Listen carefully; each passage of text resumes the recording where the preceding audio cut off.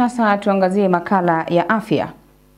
Licha ya dhana potovu katika jamii kuhusu watoto wanaozaliwa kabla ya kukamilika kwa miezi 9, wahudumu wa afya hufanya kila juhudi, hasa katika hospitali zenye vifaa hitajika, kuhakikisha watoto njiti wanakuwa. Awamu ya kwanza ya makala ya afya yanaangazia mazingira na nasari za watoto njiti. Nick Nabangi ametuandalia makala haya. Watoto wanaozaliwa kabla ya muda wa miezi 9 kukamilika huwekwa chini ya uangalizi kwenye chumba maalum kinachojulikana kama nursery. Daktari Dickens Lubanga, anayeshughulikia watoto katika hospitali ya rufaa ya Bungoma, anatupa maelezo ya watoto njiti ama preterm babies. Wataalamu wamesema kuwa mtoto asipofikisha 37 completed weeks kwenye tumbo ya mama, then huyo atakuwa mtoto wa preterm. Kuna wale ambao wanazaliwa kabisa ambao tunaita extreme preterm. Hao ni watoto ambao wanazaliwa below 28 weeks. Tumesema kuwa preterm ni 37 weeks, lakini kuna wale watazaliwa below 28 weeks au tunaita extreme preterm. Alafu pia kuna wale ambao tunaita moderate preterm, 28 to 32 weeks.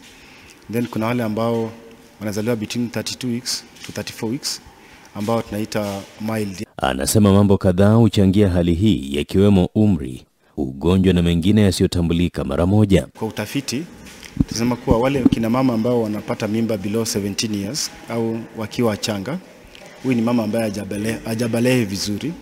Imaanisha kuwa pia mwili hujakomaa vizuri, na pia ile segment nyingine ambayo iko na shida ni kina mama ambao wako 35 years and above. The more you get older, basically the complications zinakuja. Utapata mama kuna other complications, labda pressure, labda ugonjwa wa sukari, labda other complications zinazokuja na umri. Like 50% of the causes za prematurity are not known, but only 50% are known, kwa sababu kuna zingine ambazo ziko kwenye genes ama maumbile ya mtu. Bi Maureen Natembea ni muuguzi katika idara ya newborn unit katika hospitali ya rufaa ya Bungoma, na anasema hapa wanawashughulikia watoto njiti. Kwa siku huwa tunakuwa na watoto admissions ni kama 5 kwa siku. So that makes a monthly admission, kwa mwezi inakuwa watoto 150. Na wengi wao huwa ni wale watoto ambao wamezaliwa kabla muda wao hujafika, wanaitwa watoto njiti. Like kwa leo niko na watoto 80 na 45 ni wale ambao wamezaliwa kabla muda wao haujafika. Je, ni mazingira yapi yanastahili kwa watoto njiti? Mazingira hao watoto njiti wanahitaji kuwekwa mahali ambapo kuna joto ili wasipatwe na baridi. Jambo lingine, wanahitaji vifaa za kuwapatia oxygen ambayo tunaita ni CPAP machine, na pia wanahitaji maziwa ya kulishwa kila baada ya masaa 3 mama wanakamua. Na wale watoto ambao wamezaliwa na huenda mama wao ni wagonjwa, kuna vile wanapewa maziwa ya non formula milk. Lakini je, ni muda upi watakuwa hapa? Bi Maureen Natembea anaeleza akiwataka kina mama kujifungulia hospitalini ili wawe katika mazingira bora. Gramu 900 anakaa kwa miezi 2. But wale wamezaliwa kama ni wakubwa kama kilo 1.5 wanaweza enda nyumbani in a month's time.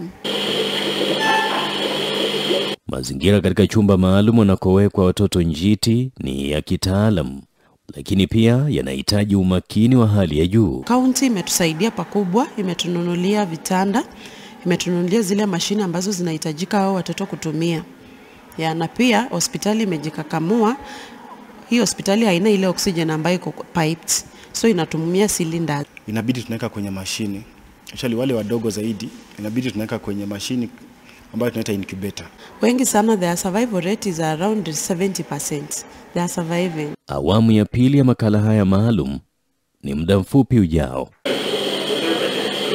Katika awamu ya pili ya makala ya afya, wazazi waliowahi kupata watoto njiti wanasimulia safari yao na mchakato wa kuwalea watoto waliozaliwa kabla ya kukamilika kwa miezi 9.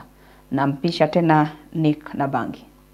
Tulisema na mzazi Bwana Kizito Juma, viungani wa mji wa Bungoma, aliyekumbana na hali ya watoto njiti mwaka 2021, na huyu hapa atupe maelezo. Mmoja alikuwa na 500 grams na mwingine 1 kg, whereby hiyo ilikuwa chini sana. Ilikuwa hajafikisha miezi 9 kamili, ambapo ilibidi waende kangaroo. So ilibidi ni chip in nisaidia mama kulea watoto, ambapo unaika mtoto kwa kifua apate hiyo joto. Hakungekuwa na otherwise. Because mama angekuwa traumatized. Sababu unatoka NBU alafu ndio ingia kangaroo. Hata ingawa hali hii ingekuwa ngumu kwa kina baba wengi wanaotoweka na kuwaachia tu kina mama, Bwana Kizito Juma anasema alijitolea kumsaidia mkewe Bi Winrose Ochieng. Nitakana ingie kazi asubuhi. Sasa inabidi anakuja mchana awapikie, anioshe mango, aende nursery afunge watoto diaper. Hapo inafaa ujitolee kwa sababu usipojitolea sio kitu ya kawaida, kwa sababu wazazi wengine wao wanaogopa sana. Sana wazee. Sio rahisi upate mzaa anaenda kangaroo. Atakwambia ni kitu ya aibu sana kuingia kangaroo, tunaenda kutoa shati uweke mtoto kifua. Ni ngumu sana. Wazee wanaacha, lakini baba huyu naye alikuwa tuna mimi hapa na hapa. Sasa kabida hata paka akafika mahali yeye ndiye alikuwa ananiosha. Tulipambana, tulifanya kazi na watoto. Bi Winrose anasimulia hali ilivyokuwa alipojifungua watoto hawa pacha. Kevin alikuwa nusu kilo. James alikuwa na kilo 1. Tukaishi nasar miezi 2. Kevin akafikisha kilo 2.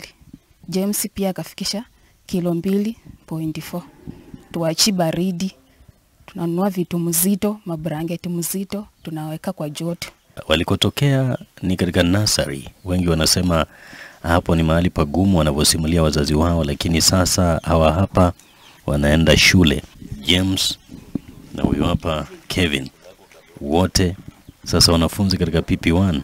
Kila laheri kwao baada ya kupambana na kutokea katika mazingira magumu kweli ya nursery. Mzazi mwingine Bi Imelda Makoha kutoka Cherengani, kaunti ya Trans Nzoia, aliyewapata pacha wake 2022, anasema walizaliwa mapema wakiwa na uzani wa chini mno, hivyo wakawekwa kwenye nasari kwa muda wa miezi 2. Walizaliwa at 26 weeks. Hiyo ni miezi 6 na siku 3. Gramu 960 na mwingine alikuwa na kilo 1 na gramu 40. Wakawekwa nasari for 2 months kutoka November 14th mpaka December 29th. Anasema kuwepo kwa familia kulikuwa nguzo muhimu kwake, kwa kuwa wakati kama huu ni wakati mgumu. Familia ilinisupport, mzee pia alinisupport, alinisaidia kangaroo, lakini si rahisi. Manake kuna stress. Utaenda nursery, ufike, upate kuna mtoto ulimwacha kwa hiyo incubator, ukirudi hayuko.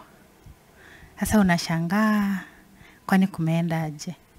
Ukiulizia utaambiwa amepelekwa kwa oxygen, hali yake imebadilika. Ama kidogo ukienda unapata madaktari wamejaa hapo. Sasa unapata kila ukikaa una wasiwasi na pia hakuna kulala. Ila sasa anatabasamu kwa kuwa wanao wanaendelea vizuri baada ya kipindi hicho kigumu, akiwataka wazazi wanaowapata watoto njiti kuwalea. Wameturn 3 years, wanakimbia, wanaongea, hakuna kitu iko permanent. Kila siku mtoto atakuwa, hata kama ataongeza gramu 1, lakini atakuwa ameongeza na atakuwa. Hiyo safari inahitaji ukuwe na patience. Bwana Kizito, baba wa pacha waliopitia nasari, anawataka kina baba kujiepusha na kasumba ya kutoweka mama anapojifungua watoto njiti. Sana wazee. Hii kasumba ya kusema hatuwezi enda kangaroo, tuachana na ile, tusaidia wa mama. Naye Daktari Dickens Lubanga anayewashughulikia watoto hapa Bungoma anawataka kina mama wajawazito kutembelea vituo vya afya kila mara muda wote wa ujauzito wao. Mama inafaa attend clinic 12 before delivery. So utapata mama hajai attend clinic kwa sababu ya kusave ya pesa, ama labda hajatumia dawa mapema. Iwapo mama ako na zile dalili za kujifungua mtoto ambaye siku zake hazijafika, inafaa wao aje kuzalia hospitali ya Bungoma kwa sababu ndio iko na vifaa vingi. Changamoto zinapatikana wakati ambapo hao watoto wanahitaji kusafiri, huenda amezaliwa mashinani, ile changamoto ya kusafiri kufika hapa hatakuwa joto, halitakuwa sawa. So watapatikana na zile changamoto, na pia hospitali ndogo hazina uwezo za kununua ile mashini ya kuwasaidia wao kupumua.